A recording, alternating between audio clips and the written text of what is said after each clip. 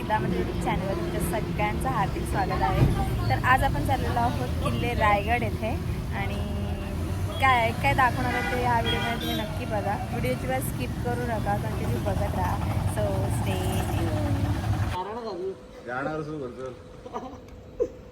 महादेवा महाराजा आम्ही सर्व आता रायगडात चाललो. आमचा सुखरूप आमची ट्रिप रवानले होऊन दे ट्रिप.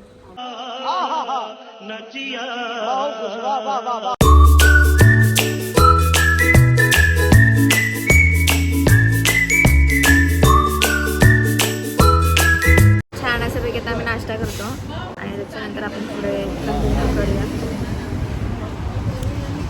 वडा कोणाला वडा वडा खाणार. दोन ब्लॉगरची टक्कर दिलंय. छान असा नाश्ता केला आणि आता आपण निघालो आहोत रायगड किल्ल्याच्या दिशेने. आपण माणगावलाच नाश्ता केला होता आणि वातावरणसुद्धा खूप छान होतं. जर तुम्ही मुंबईवरनं येत असाल तर 170 किलोमीटरवरती आहे आपला रायगड किल्ला आणि जर तुम्ही पुण्यावरनं येत असाल तर 137 किलोमीटरवरती आहे. सो तुम्ही एकदा नक्कीच या रायगड किल्ल्यावरती. तुम्हाला असं छान असं वातावरण अनुभवायला सुद्धा भेटेल. गाईस पाऊस येतोय, जाम भारी वाटतंय आता.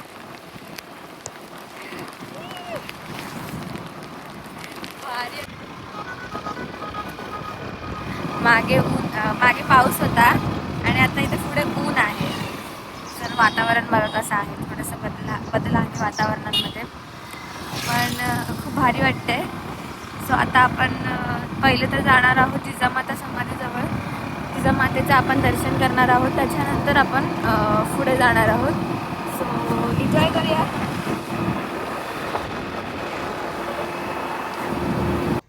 राजमाता जिजाऊ यांनी छत्रपती शिवाजी महाराजांना स्वराज्याचे संस्कार दिले आणि त्यांच्या व्यक्तिमत्त्वाच्या जडणघडणीत महत्त्वाची भूमिकासुद्धा बजावली.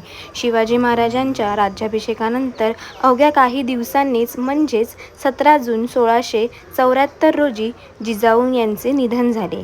त्यांच्या स्मरणार्थ पाचाड येथे समाधी बांधण्यात आली. समाधी रायगड किल्ल्याजवळ पाचाड गावात आहे. रायगडला भेट देणारे पर्यटक अनेक शिवप्रेमी यांच्या समाधीला अजूनही आवर्जून भेट देतात.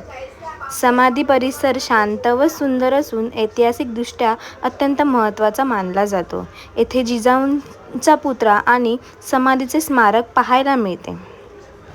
तर रायगड किल्ल्यावरती जात असाल तर समाधीला भेट द्यायला अजिबात विसरू नका.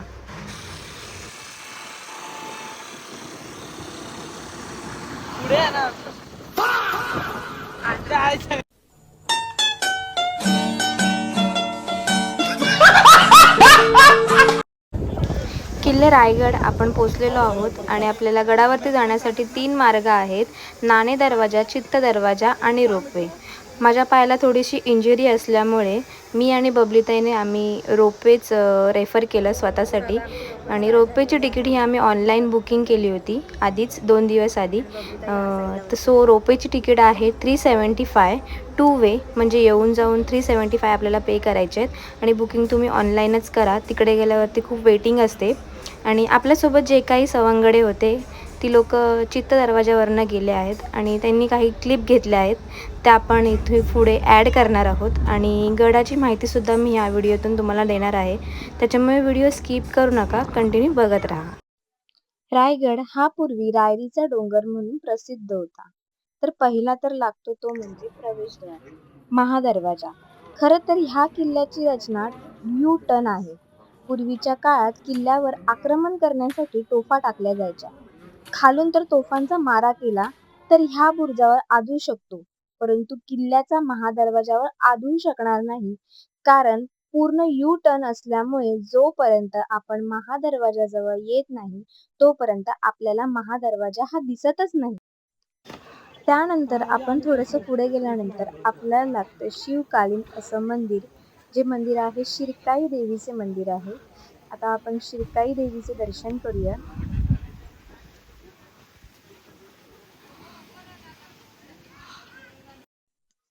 रायगड किल्ला महाराष्ट्रातील रायगड जिल्ह्यात सह्याद्री पर्वतरांगांमध्ये आहे आणि समुद्र किनारपट्टीपासून सुमारे 800 किलोमीटर उंचीवर सुद्धा आहे.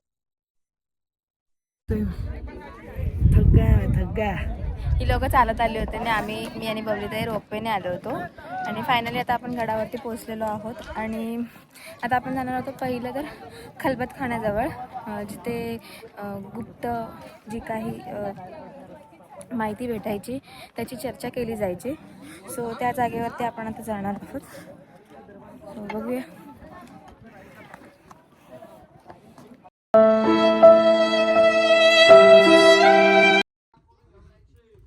तर हा आहे खलबतखाना. बहरजी नाईक हे वेषांतर करून दुसऱ्या राज्यात जात असे, कारण स्वराज्याबद्दल काय चालू होते त्या घडामोडी येऊन महाराजांना ते सांगत असे. इथेच बसून आपण आता जिथे उभे आहोत, म्हणजे आपण जे चाललो आहोत खाली, ती जागा आहे खलबतखाना. म्हणजेच काही महत्वाची माहिती असेल ती जर लिंक होऊ नये किंवा कोणाला कळू नये म्हणून इथे येऊन सभा भरत असे व त्यावर निर्णय घेत असे आपले महाराज.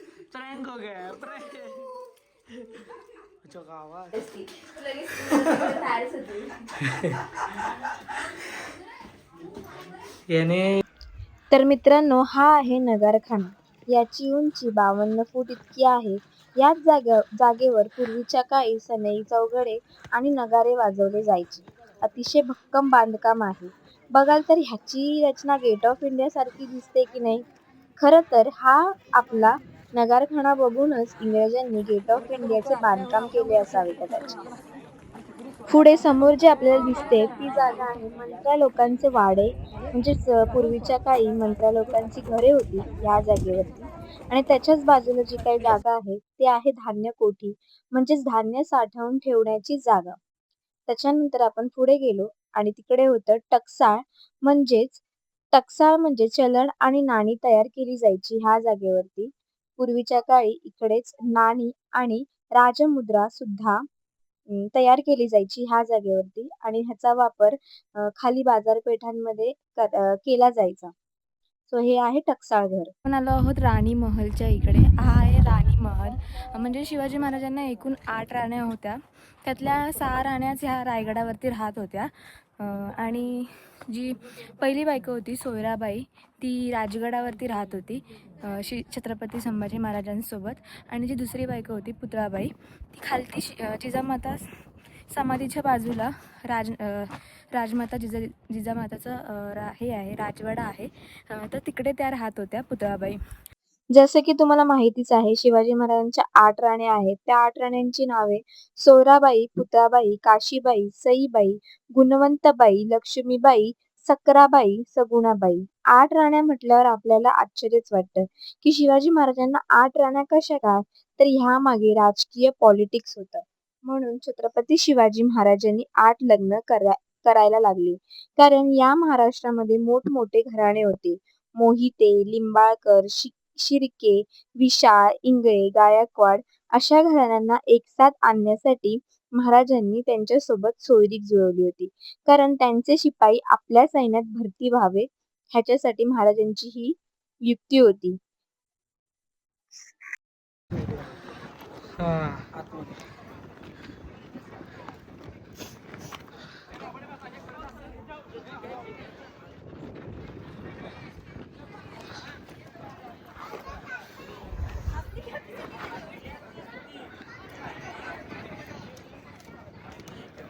पुढे या, पुढे या.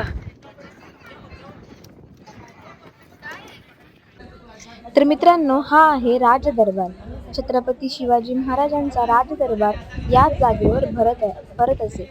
6 जून 1674 याच ठिकाणी छत्रपती शिवाजी महाराजांचा राज्याभिषेक सोहळा संपन्न झाला होता. पुढे आल्यावरती आपल्याला दिसते ती म्हणजे शिवकालीन बाजारपेठ. थोडं पुढे चालल्यानंतर पाय अगदी गळून पडायला आले होते. म्हणजे तेव्हाच्या काळातील लोक कसे गड चढत असतील ह्याची खरंच प्रचिती आम्हाला आली होती. आणि भयंकर पोटामध्ये कावळे ओरडायला लागले होते. तेवढ्यात आम्हाला एक काकी दिसल्या. त्याने झुणका भाकरीची आम्हाला माहिती दिली. सो आम्ही इथे झुणका भाकरीची ऑर्डर केली आणि मस्तपैकी दुपारचं जेवण हे आम्ही झुणका भाकरी सोबतच केलं. खूप छान आहे. तुम्ही गडावर कधी गेलात तर नक्कीच झुणका भाकरी ट्राय करा.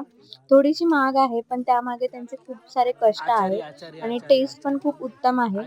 एका भाकरीनेच पोट खूप छान असं भरलं होतं. चला तर आता आपण पुढे जाऊया. एक काम कर तू या 4 याच्यात 4 चौघ जण बघ.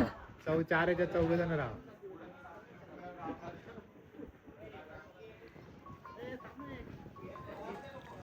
तर मित्रांनो, हे आहे जगदीश्वराचं मंदिर. तर लांबून बघितलं तर आपल्याला ह्या मंदिराचा आकार मस्जिदसारखा दिसत आहे. कारण शिवाजी महाराजांना माहीत होतं कधीतरी मुघल लोक किल्ल्यावरती हमला करू शकतात. म्हणून महाराजांनी जाणून बुजूनच ह्या मंदिराची बांधणी मस्जिदसारखी केली आहे. इथे तुम्हाला ही पायरी दिसली असेल. तिकडे काय लिहिले आहे बरं? सेवेचे ठाई तत्पर हिरोजी इंदुलकर. 14 वर्ष लागली होती हा रायगड किल्ला बनवायला. त्यामध्ये इंदुलकरांनी आपलं घर दार जमीन जुमला विकून ह्या रायगडाची बांधणी केली होती. महाराज जेव्हा परत आले तेव्हा महाराजांनी इंदुलकरांना विचारले होते, बोला इंदुलकर, तुम्हाला ह्या बदल्यात काय इनाम देऊ? तेव्हा इंदुलकर बोलले, महाराज, तुम्ही महादेवांचे भक्त आहात तर तुम्ही इथे दर्शन करायला रोज येणार, तर ह्या एका पायरीवर माझे नाव लिहायची परवानगी द्या महाराज. तर आज आपण एवढं ट्रॅव्हल केलं तर इथे संपन्न होतंय, कारण ही जागा आहे छत्रपती शिवाजी महाराजांचे समाधी स्थळ. आपण बोलतो आपल्याला चारधाम यात्रेला जायचं आहे, अष्टविनायकाचे दर्शन करायचं आहे, जेजुरी, पंढरपूर, 12 ज्योतिर्लिंग करायचं आहे. सर्व करा, पण सर्व आपण कोणामुळे करू शकतो ते म्हणजे आपले छत्रपती शिवाजी महाराजांमुळे शक्य झाले आहे. त्यामुळे आपल्या मराठी माणसाचे 13वे ज्योतिर्लिंग जर कोणते असेल तर ते म्हणजे रायगड किल्ला आहे. बोला छत्रपती शिवाजी महाराज की जय. त्यानंतर थोडस पुढे गेल्यानंतर समोरच आपल्याला दिसतो तो म्हणजे टकमक टोक. गुन्हेगाराला खाली ढकलत असे, परंतु हे काम शिवाजी महाराज नव्हते करत, त्यांचे पुत्र छत्रपती संभाजी महाराज करत असे व इतर सिपाही सुद्धा करत असे. खरं तर टकमक टोक हे सर्वात उंच आहे, पण इथून जर कोणाला खाली ढकलले तर तो व्यक्ती सरळ खाली पडतो, कोणाला कोणत्याही झाडाझुडपात अडकत नाही.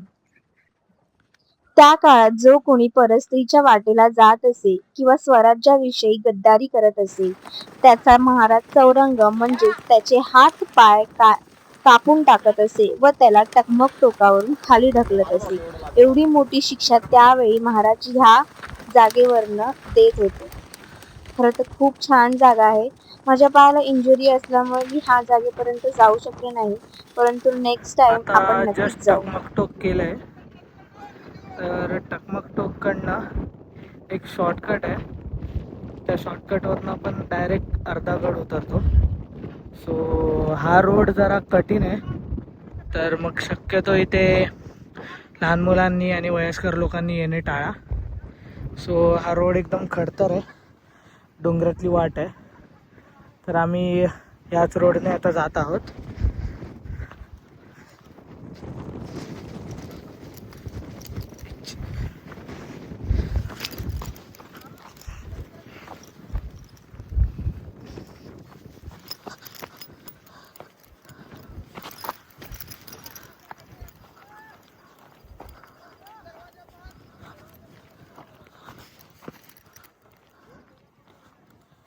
डायरेक्ट इकडनं दरी आहे खालती पूर्ण या रोडवरनं. सो हा शॉर्टकट आहे, त्यामुळे आम्ही हा प्रिफर केला इकडनं, जेणेकरून अर्धागड पूर्ण उतरू आम्ही.